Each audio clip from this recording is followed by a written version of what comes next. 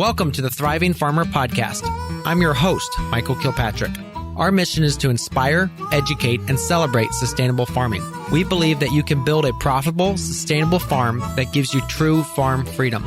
Join us as we talk to farmers, innovators, educators, and entrepreneurs to glean their top takeaways in business and life. Hey, Thriving Farmers, Michael Kilpatrick here. So today's episode was with Karl Vahrmeyer from Greenpark Nurseries, which is located in the Niagara region in Ontario, Southern Ontario. So Karl's farm, which he runs with his two siblings and father, is a wholesale, flower production farm. So they have 4 farms. I believe it's around 80 acres of production. And again, it's a massive operation. And we talked about a bunch of things. A couple of the highlights, though, was they recently went through a large expansion. And so we talked through the mechanics of that. We talked through what they did, how they cash flowed that. We also talked about the transition as Karl's father is put a 5-year retirement plan in place that he'll be out of the business in 3 years. And so we talked about that. We talked about the marketing they do, how they sell over 1.5 million stems a year of woody ornamentals. And then we just talked about the logistics of it, how they manage it with their team, how they hire labor. It was a fun interview. And I've actually been a fan of their farm and following their farm for probably 5 to 8 years now. And it's been just a fun experience watching them grow. And I was finally able to interview Karl on this. And so, yeah, it was a really fun interview for me. And hopefully that comes out as we go through the interview. So welcome, Karl, to the podcast. So today's guest is Karl Vahrmeyer from Greenpark Nurseries. And Karl, you're located in Canada, correct? Yes, we are. So we are located in Niagara, Ontario. So Okay. Give your guests an idea of location. We are about half an hour from Niagara Falls, Ontario, on the Canadian side. And we are actually right smack in the middle. We have Lake Ontario directly to our north and Lake Erie directly to our south. Okay, so does that give you a lot of the lake effect and just make you where your location is warmer? Yes, a little bit. Because we are kind of situated in between the two big lakes, we do tend to stay cooler longer in the spring because of the lakes. But for the most part, it's just a normal growing season. If you would travel, say, 4 hours north of us, then you're into a totally different climate altogether. Yeah. Gotcha. All right, so give us a little bit of an overview of your farm operation. Yeah, so Greenpark Nurseries was actually started by my father. It'll be 40 years this spring that we've been in operation. I'm a second-generation farmer, so I grew up in this business. We started out growing trees and shrubs. We were a nursery. We supplied garden centers and landscapers with just trees and shrubs. And about 20 years ago, we transitioned totally into ornamental cut branches and some cut flowers. So we have about 80 acres in production spread across 4 farms, 2 farms which are owned and 2 are leased. Okay. So talk to me a little bit about that 80 acres. Between that and the woody ornamentals, what are the different crops for those woody ornamentals? I mean, I know you have like hydrangeas and lilac, but tell about some of the other ones you've got. Yeah, so I'll start through the seasons. It's probably easier for my mind frame to go through the season. So we start usually in December, January. We'll start with pussy willow. We have about 25 acres of pussy willow in production. And then we will move into cut forsythia, cut curly willow. There's a bunch of different colors, cut fantail willow. And that'll wrap up and that'll bring us into the spring when we will go into cut lilacs, cut viburnum, snowball viburnum, and then a couple different varieties of cut spirea and cut mock orange. Okay. And then we have a couple weeks off during the summer. And then in the fall, we start again with cut hydrangeas. And then we go right into the stick season again, where we start going with red twig dogwood for Christmas and yellow twig dogwood. So very cool. Very cool. Yeah. So 20 years ago, what made the change? Did you just guys see the opportunity or was it just something? Yeah. Tell me about that. Yeah. So because we were a nursery, we actually grew cut viburnum, snowball viburnum out in the field just as a plant.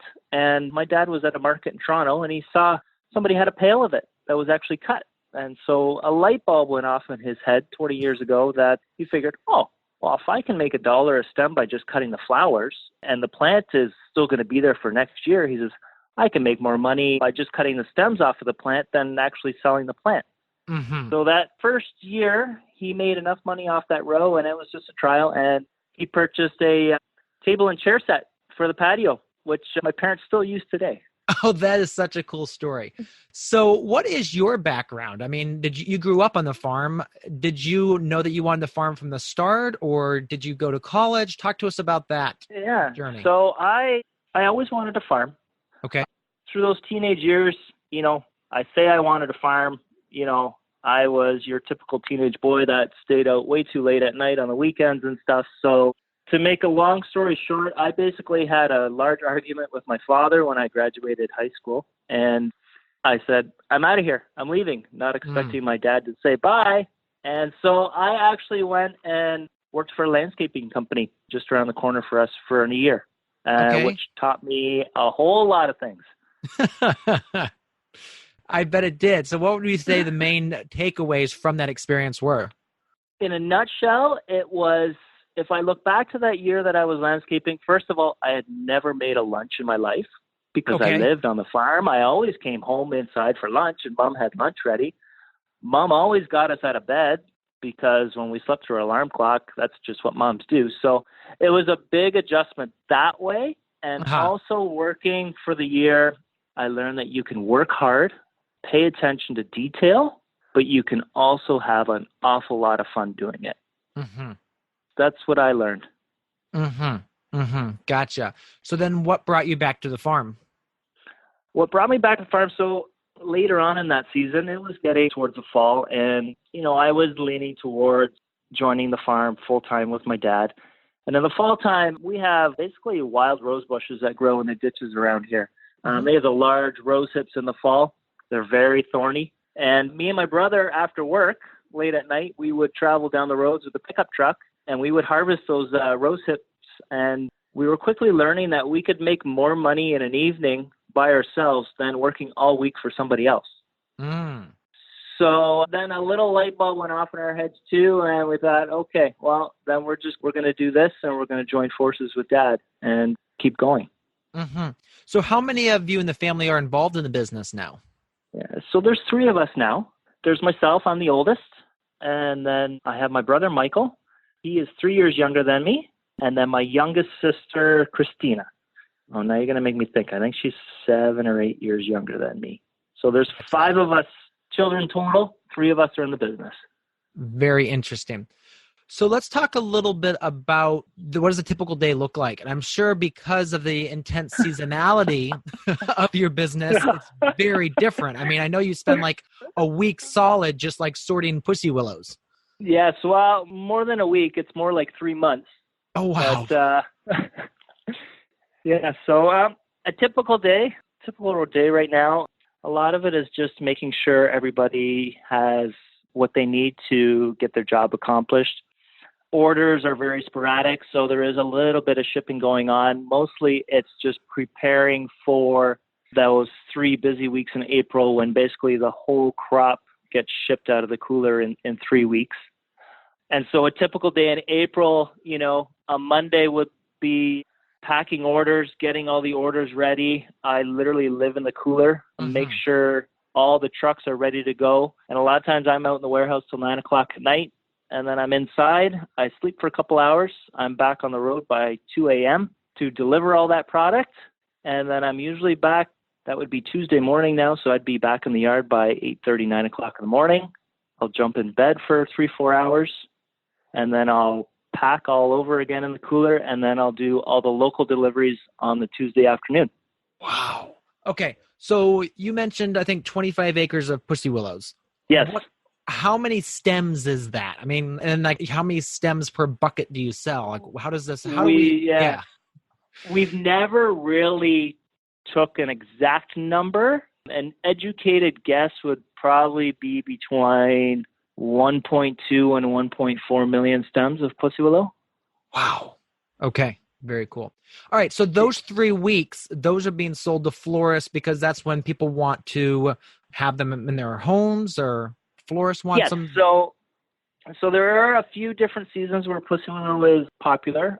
Actually, this Saturday it's Chinese New Year. Okay, yeah. And so because of the demographic of the city of Toronto, there is a lot of Chinese people in the city of Toronto, and that's where we just had a spike in our sales this week simply just because of Chinese New Year on the weekend.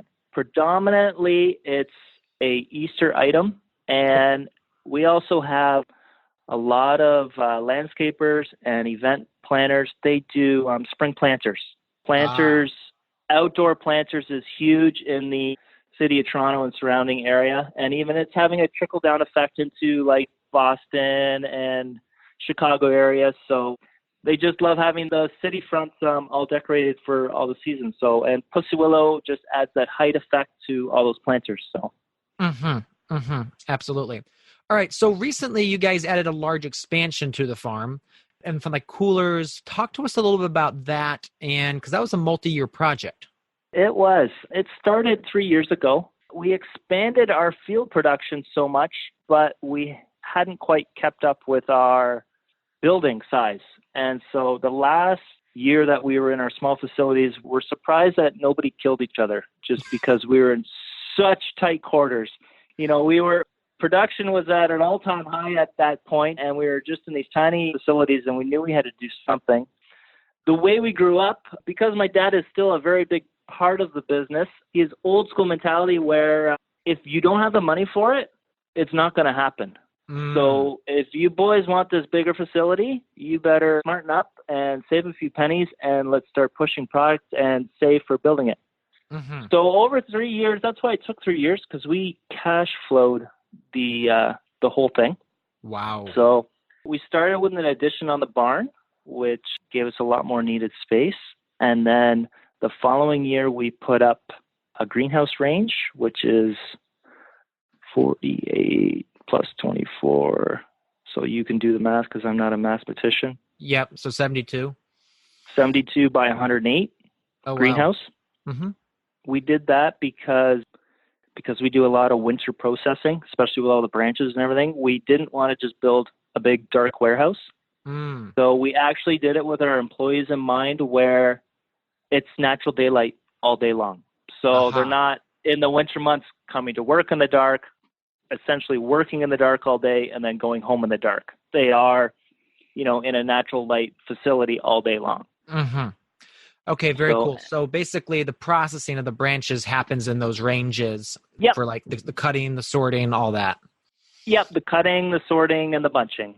And then the final stage was last year we finished a cooler. So the cooler size now, I want to say roughly is 75 by 40. Wow. That's a lot of square footage. Now, what temperature do you keep that at? We keep the temperature. It depends on the season and what we have in it. Right now, the cooler is running at 33 degrees. We actually have, we have an old cooler beside a new cooler. So the old cooler units run a little differently. So then we have the thermostat set at 32, and then it runs right about half a degree above freezing. And now I'm talking in Celsius, but that's totally fine. So okay, that makes sense though, because the goal is to keep those things from doing anything. You just want to kind of basically stop them doing anything. That's right. And the reason we have to have the cooler is just because of our sheer amount of volume that we do. It takes us 3, almost 4 months to have everything ready to ship for those 3 weeks. Wow. Okay, so then the other crops, though, those ship out at a much more brisk schedule. I mean, you harvest them, they get probably processed, and then get shipped right out for like the hydrangea. That's right. Yes, and during cut lilac and cut viburnum season, it's literally 150 to 200,000 stems cut, sorted, bunched, and shipped in 2 weeks. Wow, that's incredible. Okay, so it is so fast. Yeah, I can imagine. So now you said you've got 4 properties. Talk to us a little bit about that. Yeah, so I live on a home farm, 33 acres. So this was the farm that I grew up in. I moved to this farm when my dad purchased it. I was 10 years old. And then, of course, I moved out. I got married. And then I lived in just a small house in town. And then we bought a second farm. So basically, I kicked mom and dad out of the farmhouse. They went and did their thing. They built a new house for themselves on the second farm. which is 28 acres, and that's right around the corner from where I live. And then we have a 20-acre farm down the road, which has nothing but pussy willow on it. It's just basically the pussy willow field. Okay. And then a little farther down the road, we have about 15 acres that we rent there also. And that was actually the farm that my dad first started on. So we still have that. So gotcha. Now you also have a new farm that's 8 hours away. Talk to us about that. Yeah. So a dream of mine is a little bit background first. With what we do, especially in the fall time, shipping red twig dogwood for Christmas, just the climate now, we have to ship so much earlier. Back when we first started, we could get away with starting our shipping date for the end of November for Christmas. Mm-hmm. Now, because of the size and scale and our type of customers we have to be shipping the last week of October. Okay. Well, these sticks all have to be shipped without leaves on them, and we haven't received a frost yet. Oh. At the end of November. So my dream was always, okay, where can I buy a farm where the frost date is a lot sooner than where I live? And so we ended up purchasing a farm 8 hours north. We were in Southern Ontario. We would be about an hour east of Sault Ste. Marie. Okay, yep. So we purchased 2 years ago. We purchased 175 acres up there. 50 acres is farmable. And we will be planting the first 20,000 red and yellow twig dogwood there this spring. Okay. So I'm sure that you've had a lot of conversations about the logistics of being 8 hours away. Oh, yeah. Talk to us a little bit about that. Yeah. So the farm we purchased actually wasn't the original farm we went up there to look at. We actually went up there to go look at a pick-your-own strawberry, blueberry, and raspberry farm. And to make a long story short, it just didn't quite work out. We asked real estate agent while we were up there, do you have anything else that we can look at? He says, well, there's this next door neighbor's property that's completely abandoned. He might be willing to sell. So we took a quick look at it. We said, yes, we're interested. Go talk to the owners, see if they're willing to sell. He came back a week later with a price, and we bought it sight unseen. So now the saving grace is that our next door neighbors, that farm got sold last March, and now there's a younger couple in there that are going to be running that strawberry farm. And we've gotten to know them quite well. And so they actually have all the machinery, all the planters, the rototillers, the discs, everything is up there, and we have a deal in place that we can work together. Ah, that makes sense. Okay, so that's, yeah. Yes, gotcha. So will they'll keep an eye on things as well, probably, if you're not there. They will. And because red twig dogwood is pretty much it's not a time-consuming crop. If we can be up there once every 3 weeks or once every month to keep the field clean, it's a pretty low-maintenance crop to get started. Mm-hmm. So there is some forgiveness growing that crop. Interesting. All right, so let's talk about woody ornamentals as just kind of like the establishment. Is this something where you're going to, do a general prep of the field, plant the twigs in, is it plastic with drip tape, and then you seed between the rows? Talk to us a little bit about that process. Yeah, so there's two different processes that we predominantly use. On the home farm, it's hills. It's hills everywhere. So we cannot work up the soil at all. So basically we will pretty much plant just a rye wheat cover crop, and we will just keep that and we'll just start mowing it, and it'll just eventually turn into grass. And we will actually just spray a 2-foot strip. We use Roundup as sparingly as possible, but when we deal with hills, it's so hard to just get away with it. And we will rototill that strip in, and then we will just plant directly into that strip. Gotcha. And then, but the other fields, they're nice and flat. We will plow it, subsoil it, and then run a disc and a rototiller, and then we'll plant directly into that. Okay, so it's all then bare ground planted. Yep, bare ground. Gotcha. Okay. Now with the twigs and stuff, I was actually talking to someone about elderberries, and they can actually just stick the twigs in the ground. Yep. Is that how you do it, or you root everything first? No, we just stick the twigs in the ground, and we always, just like any farmer, keep an eye on the forecast, and we wait so that there's an 80-90% chance of rain so that we can plant the day before, and then hopefully it gets rained on within a couple days. Wow. That's crazy. Just to think of that. All right. So let's talk. One of the things you mentioned too is kind of the trials you're doing. Talk to us a little bit about that, because at your scale, you can actually probably get some really cool opportunities. Yes. 2 years ago, I went to Holland. Okay. I actually got quite close to a Dutch gentleman in our area that he's a retired grower now, but he recently, 20, 30 years ago, he emigrated from Holland. And so a couple of years ago, I actually paid for his flight, and we stayed with his dad in Holland, and we were there for a big show in Holland in August called Plantarium. And that's where he was in the horticulture part of Holland, and so he had a lot of buddies and a lot of friends and classmates and stuff that he grew up with. So it was very eye-opening to have a gentleman like that take me under his wing and introduce me to a lot of very large and reputable companies in Holland. So for that, I'm ever thankful.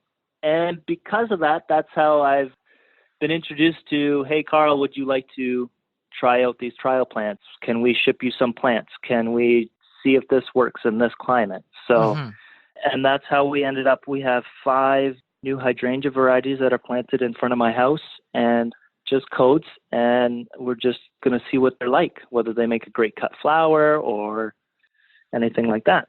Very cool. Very cool. So you also have some things like the smoke bush that will be arriving in the spring.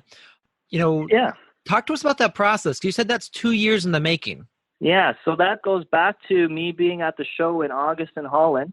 I was actually invited to that gentleman's actual nursery in Holland to take a tour, and it was just something that caught my eye. And at the time, that plant wasn't even named yet, and the plant I'm talking about is called Magical Torch cotinus, or smoke bush.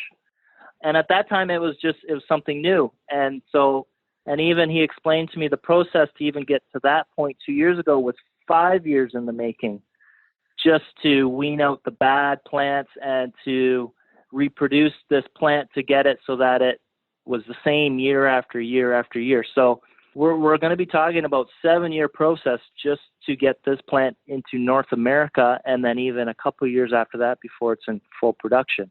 So this will be a new foliage to the North American market that we'll be excited to grow. Very cool. Very cool. All right. So you told me all about the operation. Let's switch a little bit to the management of the operation, because to run an operation your size, there's a lot of moving pieces going on. What systems have you set up to ensure you focus and tackle the most vital priorities each day? So I was going through this, and I was joking with my dad about this podcast, and he says, "Oh, just tell him we just fly off the seat of our pants all the time. We don't know what's going on." So that's just us being real and honest as an honest farmer. But all kidding aside, actually one simple thing we did last year was just putting a whiteboard in the office. So that was also part of the renovation project. Before, we didn't have an office in the facilities. We didn't have a lunchroom out there. We didn't have, anything. Everything was out of the house. So that's actually part of the system we put in place to make life a little easier.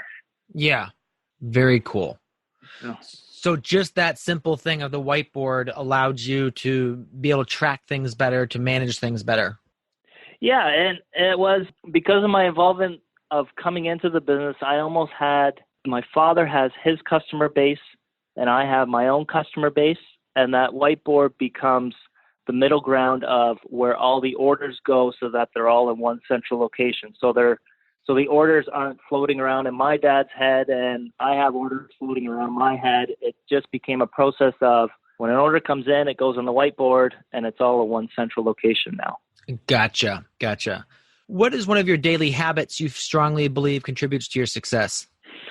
Well, this is maybe a little different line of thinking, but myself, and I've slowly integrated in this to our workers as well, is whenever we're processing or harvesting product, I always think in the back of my head, would I be happy on the other end receiving this product? And just to go through everything that you do in a day, always have in the back of your mind, whatever you're doing, would you be happy to receive this product as a customer on the other end? And it puts a very good visual, because when you have a bunch of something in your hand, and you're looking at it thinking, would the customer be happy to receive this product on the other end? Then it forces you to say either yes or no. It becomes very black and white. Mm-hmm. Gotcha. And so that's just how you keep that quality control going, which is obviously a key component for wholesale. Well, just for any sales. Yes. Very cool. What would you say the hardest thing you've ever done as a farmer has been? Well, this is where we're going to get a little personal, because 3 years ago, I literally spent a whole summer sitting on a front porch. I basically had a huge panic attack. I battled with anxiety. And to me, that's something that I would never wish upon any farmer. And as the toughest thing to deal with as a farmer, and I'll add as a husband and blah, blah, blah. But as a farmer, that was probably one of the toughest things I ever had to deal with as a farmer. You know, we can have bad weather and bad production and bad this and bad growing season, but to have to battle through something like that as a business owner, toughest thing ever. So talk to me a little bit more about that. The anxiety, the overwhelm just with trying to expand. Was it that you just thought you wouldn't be able to make it as a farmer? A lot of it came with, I would say, the pressure of becoming the second generation farmer, and maybe a little bit to do with acceptance of my father, but also a lot of it had to do with myself as well. I basically lived on very little food and pure adrenaline for years, and it caught up to me. It wasn't until it was the day before we were ready to go on holidays. So that point when you were looking forward to rest and relaxation with your family, just a huge panic attack, and it was living on pure adrenaline, and it finally caught up, and I finally let my guard down, and that was it. So then I had a year of battle to get myself back up to where I needed to be. Do you still ever have episodes or periods where you feel like you're headed back that direction? I do once in a while, but now that I'm actually, just like everything else, now that I'm educated, I can feel them coming, and you know that, you know, when it's busy season, I'll feel it, and I'll be like, okay, it's time to slow down a while. It's time to take a break. Let's go sit by the pool and hang out with the kids for an hour instead of go. So just giving you space has done a really good job of helping prevent that. Yep, absolutely. Very cool. Yeah, and we had a flood in 2011, which came and actually took out, I think, 4 acres of property, just, everything gone. And that was our entire fall cropping. So I never got that aspect of like the panic attack, but there was literally 3 days where I really couldn't work. I was like a zombie. It was the weirdest thing. Yeah, I believe it. But yeah, it's running a business is always challenging. And, a lot of people, I think, look at business owners and who are taking incredible risk and say, they're profiting from their business. And, and I'm like, heck yes, they are. They should be. They're taking massive risks. So, isn't that the truth? So, yeah. So talk to us a little bit about your mentors, because I know that your father started the farm, you came on, but were there other mentors in either business or just your growing? You know what? I have to say my dad. He literally taught us, but he taught us very indirectly. Okay. He allowed us to pretty much figure everything out on our own. Like his way of teaching us was, when we were teenagers, it was, okay, me and Mom, we're going on holidays for a week. You guys figure everything out and make sure the house isn't burned down when we get home. Okay. So then all of a sudden that meant that us kids, we had to answer the phone. We had to take orders. We had to make sure those orders got filled. We had to make sure those orders got delivered. We had to make sure the plants got watered. So we were just it was baptism by fire, and it was like, okay, let's see what these kids are made of.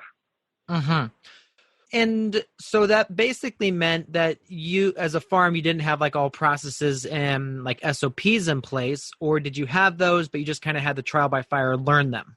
No, we didn't really have those in place. We were, when we were teenagers, it was a small farm back then, it's just Dad running it. So. Gotcha.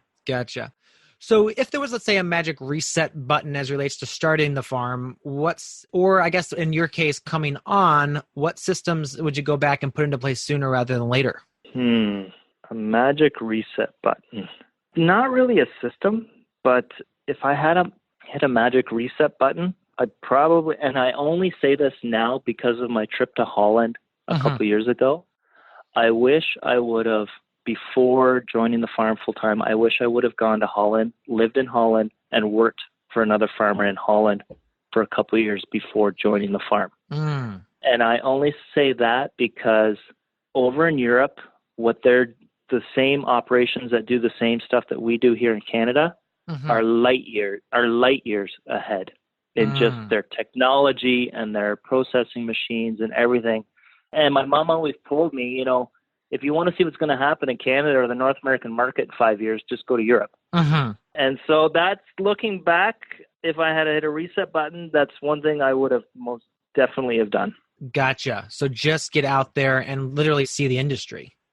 Yeah, because, we're just in a little bubble here, but this business model of what we're doing is happening everywhere, and just to see what they're doing elsewhere. Absolutely. So would you say that, some of your upcoming vacations may be to other areas in the world to visit very specific farms for that sort of thing? They would be. And the great thing about having a network community is just meeting like-minded growers from all over, even North America and Europe, and even just talking with each other. And I'm always saying, our doors are always open. Come on over. If you need to bring your wife, we can have you over for a week. Come tour the farm. And we do the same thing likewise. We always tell growers that kind of grow the same thing, our door is always open. Okay, to that point, how many, let's say in Canada, growers like you doing what you do? In Canada, I know in Ontario, there would be 1, 2, 3. Off the top of my head, there's probably about 4 operations that do pretty much the ornamental branch side of it. 2 of them would probably be on the same scale of what we're doing. Okay, so, very cool. So there's not that many of you out there. No, there isn't. No. Yeah, you're kind of a unicorn farm. We are, and that just kind of goes back to 20 years ago to my father, who kind of had a vision and ran with it.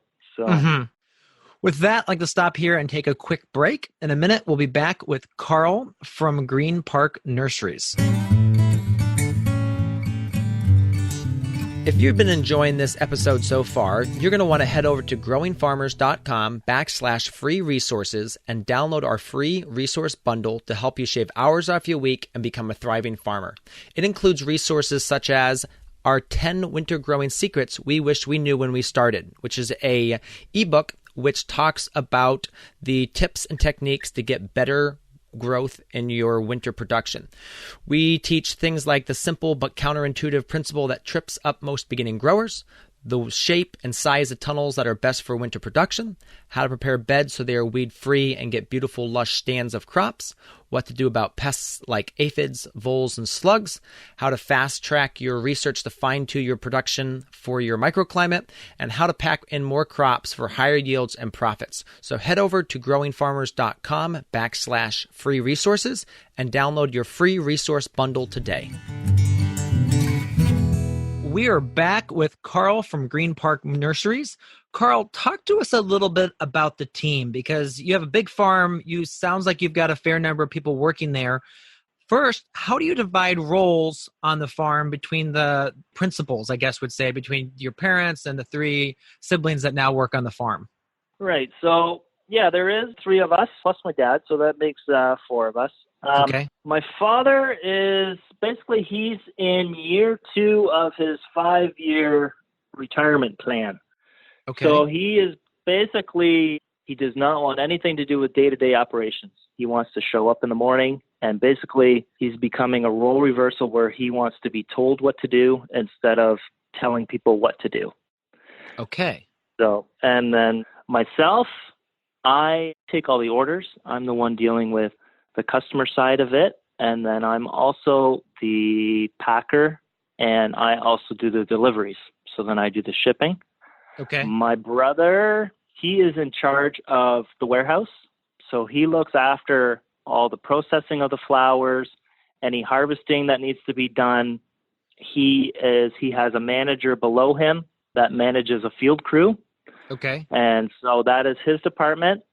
And then my youngest sister, she helps out where she needed, but her most important role is she is the bookkeeper. She does all the paperwork, she does payroll, she does all the invoicing, all the payments that need to be made. And I tell you, what a lifesaver to have her around. Absolutely. All right. So let's talk a little bit about this 5-year retirement plan, because that intrigues me.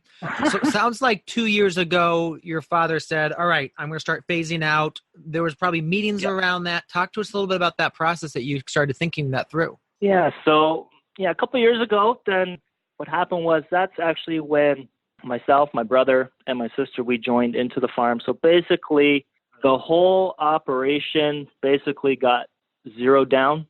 The bank came in, they took an assessment. This is how much the business is worth. And then that was just put away separately. So that was still mom and dad's, and that will be divided, I believe. Now we're going to get complicated. It's all on paperwork, but I believe that's going to be inheritance. Okay. And now, so myself, my brother, my sister, we all now have shares moving forward. So whatever our shares have increased over the last 2 years, that's what our shares are worth moving forward. So, and it's complicated. That's why we have lawyers and chartered accountants and everybody to get involved and make it all work. But in a nutshell, that's basically what's happening. Gotcha. Very interesting. All right. So now he just wants to be told what to do. So he's just as another person on the team that just shows up for work. In a sense, yes. And because he was always in charge of, so we ship a lot of product to the Ontario Food Terminal in Toronto. It's a large wholesale market. I believe it's the third largest wholesale market in all of North America. Oh, wow. And so that's his baby. So he still has his original customers. He goes there religiously every Tuesday and Thursday morning. He gets up at 2:00 in the morning and he's there to set up in that market. And so that's basically what he wants to keep on doing. He says, I want to do that until I can't do it anymore. He says, I love it. I love dealing with my customers that I've had for years and years. So that's just kind of his own separate department. And us as kids, we've basically said, okay, Dad, that's yours. And we'll give you one employee to make it happen during the workday, but you just look after that and have fun and keep doing it. Gotcha. Okay. All right. So now you also have a team below you that are doing the actual cutting, that kind of processing. Where are you finding your team members? Basically, we have a manager underneath my brother and then another gentleman underneath him. And then they manage, because our seasons are so feast or famine. It's literally 2 months of complete harvest and then nothing, or 3 weeks of harvest and then nothing. We actually work with a temp agency, and we'll have, 5 up to 15 temp workers. They're Vietnamese workers that live in Ontario, and they'll come in and they'll help us get the product harvested when we need it harvested. Okay. Yeah. And then on the processing part inside in the warehouse, actually, it's a lot of high school students that only have 2 classes in the morning and they'll come in on the afternoon. Retired ladies that are in their 50s or 60s and just want to come in from 9 till 3 and want to have some grocery money. Stay-at-home moms that, the kids are on the bus at 8:30, 9 o'clock in the morning. They'll come in at 9 and they'll be done at 3 o'clock, and then they'll be home to take their kids off the bus. So we've been pretty flexible and really fortunate that we've never had to book for workers. That is incredible. Yeah. So let's talk a little bit about the marketing side, all right? Because you've got the wholesale market that your father does in Toronto. Yeah. Talk to us a little bit about, is that something where you show up with your product and you have the prices set, or is that more of an auction? Talk to us how that functions. No, so the Ontario Food Terminal, it's a produce market, and it's also where there's nursery guys there with trees and shrubs. There's bedding plants there. Cut flowers are also there. So it's all kind of wrapped up in one big area there. And that's basically, you show up and that's where you have set prices. Now, over the past few years, it hasn't really become a market where you bring lots of product and hope you sell it. It's more becoming a market where it's becoming almost just a distribution center where a lot of the orders are already pre-sold. So a lot of times my dad is going to the market with 3/4 of a truck that's already sold. He has a little bit he'll bring on spec that he can sell to the walk-ins, but most of it, he shows up in the morning. He's just waiting for customers that have called in the day before. Can you bring this for me? I'll be there at 6 a.m. to pick it up. Okay. So, and those customers are florists, groceries. Talk to us about who those kind of people are. Yeah, florists, groceries, landscapers, garden centers, event designers. Yeah. Very cool. Now, I noticed some of the pictures that some of your product actually goes to New York or actually Washington, D.C. Talk to us about, are those people that you've just met over the years, or how do you get that product to them? Yeah, so we have, in the Niagara area, because we're so close to the border, we have a couple large wholesalers, re-wholesalers, I guess you could call them, that we work with really closely. It's amazing when you can just concentrate on growing your product and then deal with great companies that have the sales staff in place, have the trucks in place, the logistics in place, the people in the office to do the cross-border paperwork, where I can just concentrating on doing what I'm good at and they can concentrate on what they're good at. And it's amazing when I can have requests from customers that, because they see us on Facebook or Instagram and say, how can I get your product to me? And then it's very easy for me to say, here's the company information. You can deal with such and such a company, and they will be gladly help you out to get our product to you. So it is, yes, a little bit of a middleman, but for us, it's just a process that works great for us. Yeah, because I'm sure between the price you sell and the price that they end up charging the final customer can be quite different. That's right. But the amazing thing is right now, and for the last 2-3 years, with the exchange rate, it's 30 points right now without changing anything. So that's where Canadian product coming into the U.S. has been a little easier. I'm sure it'll catch up to us sooner or later where it'll be a reverse effect. But for now, us Canadian growers, we're kind of loving it. Absolutely.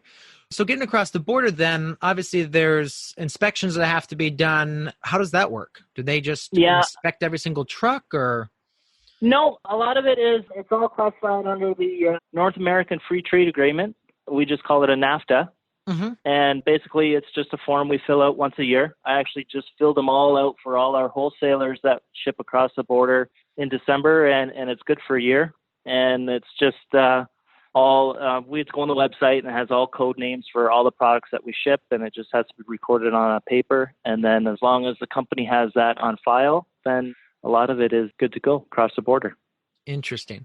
All right. So you talked about people seeing things on your Instagram. Is that kind of where you're focusing on, like the outward facing promotion to find new clients? It was never really my intention to find new clients that way. If I go back 7 or 8 years ago, I didn't want Facebook or Instagram. I didn't have a Facebook account. And it wasn't until I actually was on the internet one night and looking for curly willow varieties. I was just typing into the search engine, and actually Illinois willows showed up, Mr. Kent Miles. And so what happened was I actually was starting to use my wife's Facebook account to talk to him. And my wife finally said, that's enough. You go get your own account.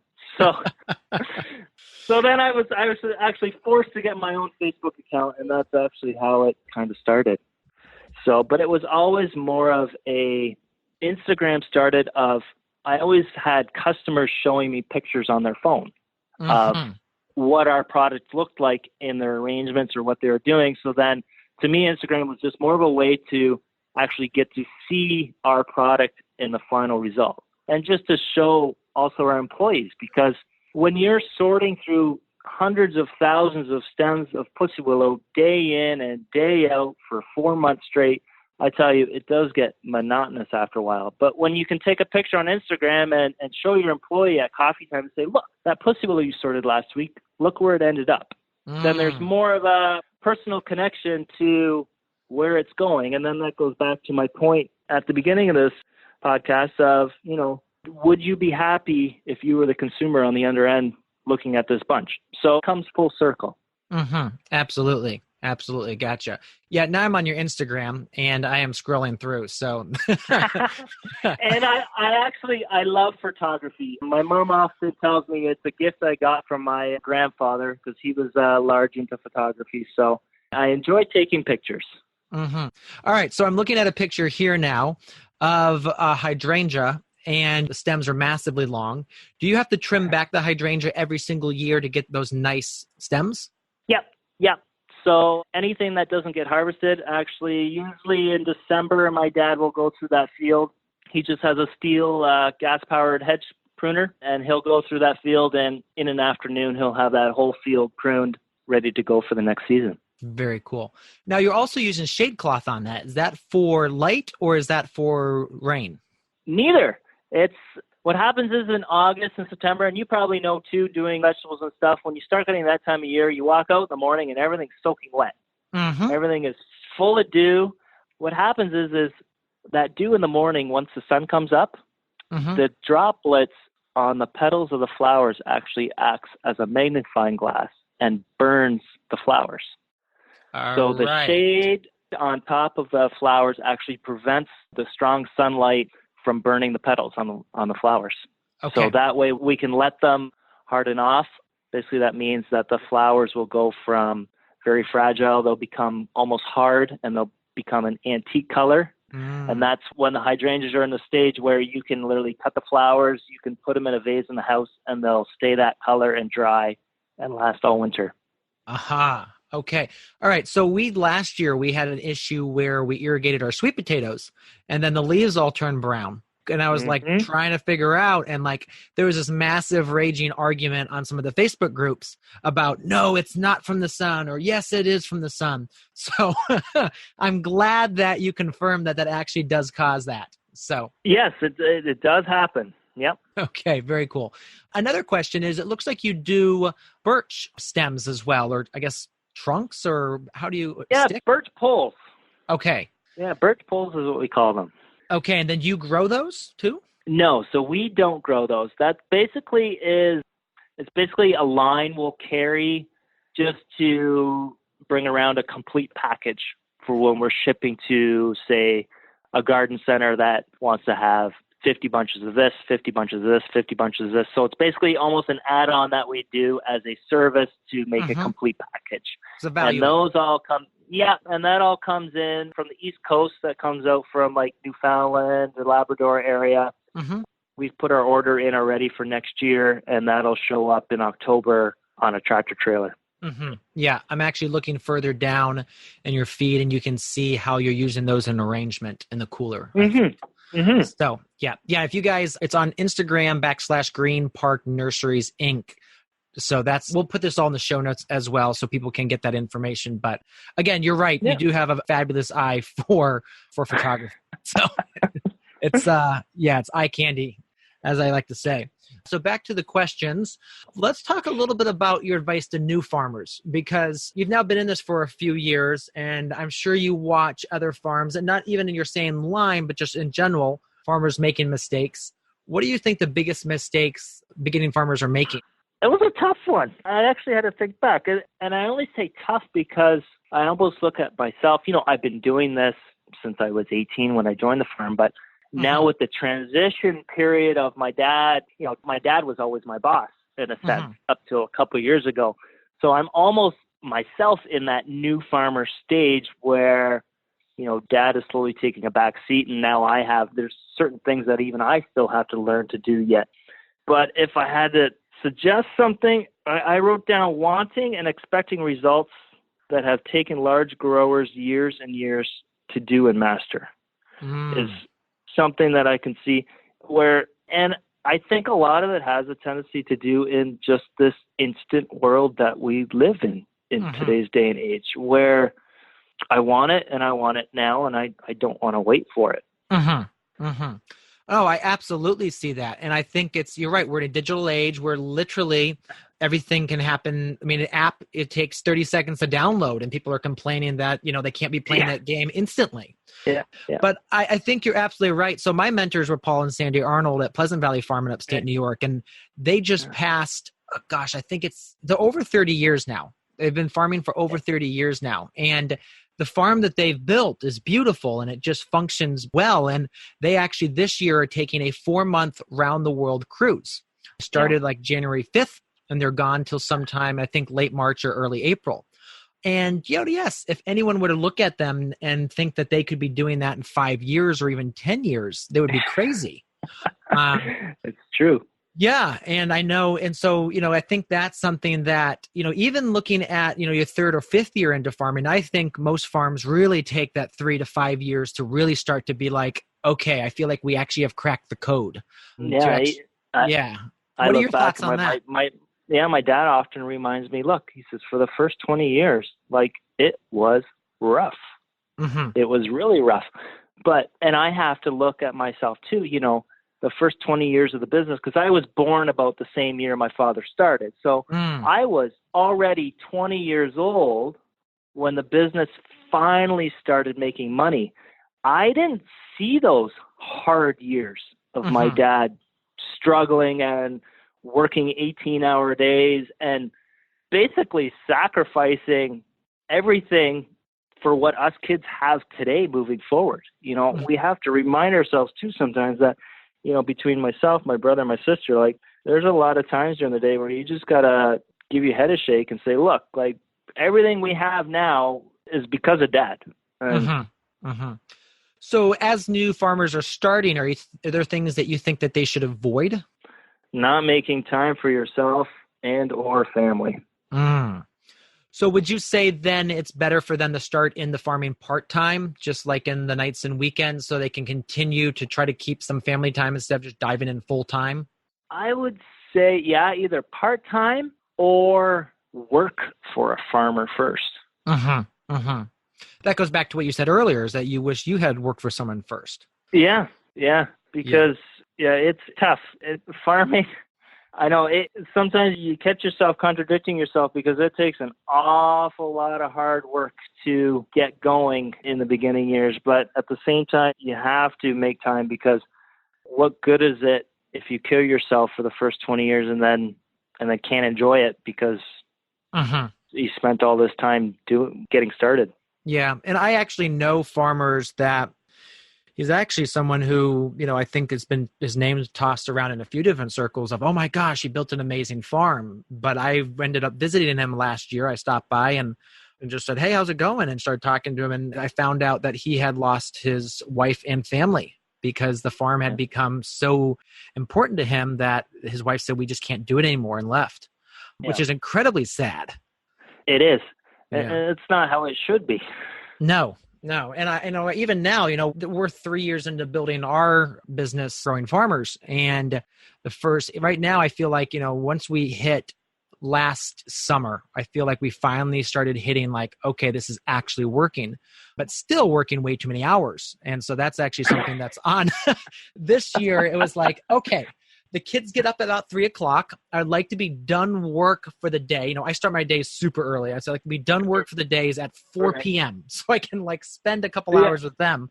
Yeah. Anyway, that's just a goal, because you're right. You only have so many days that they are young. And hey, I'd be the first one to admit I'm not perfect by any stretch of the imagination.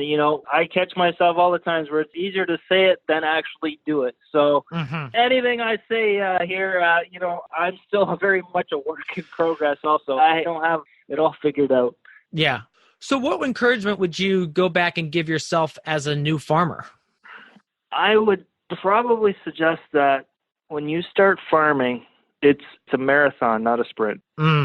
Like, just keep going at it, but don't rush and make knee-jerk reactions. It's that whole turtle and the hare thing. Play the long game. Play the long game. You'll be better off in the long run than making a lot of knee-jerk reactions in the beginning. That was good. Let's talk a little bit about, just wrap this up. If you could pick one, what would you say is your favorite farming tool? You'll like this one. Okay. 1977 IH Farmo 140 cultivating tractor. Yes, I'm very familiar with that tractor. How do you have it set up? Actually, we just basically have it up. Now, this goes back to our nursery days. where all our nursery stock was planted in rows out in the field and to be dug, you know, in a couple of years with a shovel. But so it's basically set up where it just has 2 tines on either side, or cultivators that'll run close to the plants in the front, and then just some cultivators that go behind the rear wheels. And then we have it set up too where we can side dress with fertilizer and everything too. So nice. So yeah, I started with Super C tractors. So we had, which are a little bit bigger and they're not offset. But yeah, I think they're like 23 horsepower. They weigh a lot more though, so you can actually get some better pulling power. Right. So, but the 140s, they're just so nimble, which is so nice. Yeah, it's been a piece of equipment I've loved to operate. It's probably simply because, you know, when I'm on there cultivating, when we use it when we plant newly rows of woodies and stuff out in the field, then for the first year, it's a very nice way to keep it clean. And I just love it because I always have in the back of my mind that every weed I kill with this machine is one weed I don't have to hoe next week. Yes, absolutely. All right. So where can people find out more about you and your work? Yeah, so we've gotten away without a website for 40 years. So I guess we have no reason to start a website now. But because I got forced to be on social media, we have a Facebook account, Greenpark Nurseries, a simple search. And on Instagram, Greenpark Nurseries Incorporated or Inc. My sister did start an Instagram account. She stole the real name and hasn't deleted that account. That's why I had to start a new Greenpark Nurseries Incorporated account. Yeah. And that's why R will be missing in nurseries, and that was the only way I could make it work on Instagram. Okay, got it. So now we know the secret behind that. Now you know the secret behind that, yep. All right, cool. Well, we'll make sure that we get all this in the show notes for people. And Karl, thank you so much for your time. I've been following you guys, I don't know if I mentioned earlier, literally at least 6 or 7, 8 years now. Oh, thank you. Thank you. No, I like to say that, you know, I'm a recovering vegetable farmer who really desperately wants to be a flower farmer.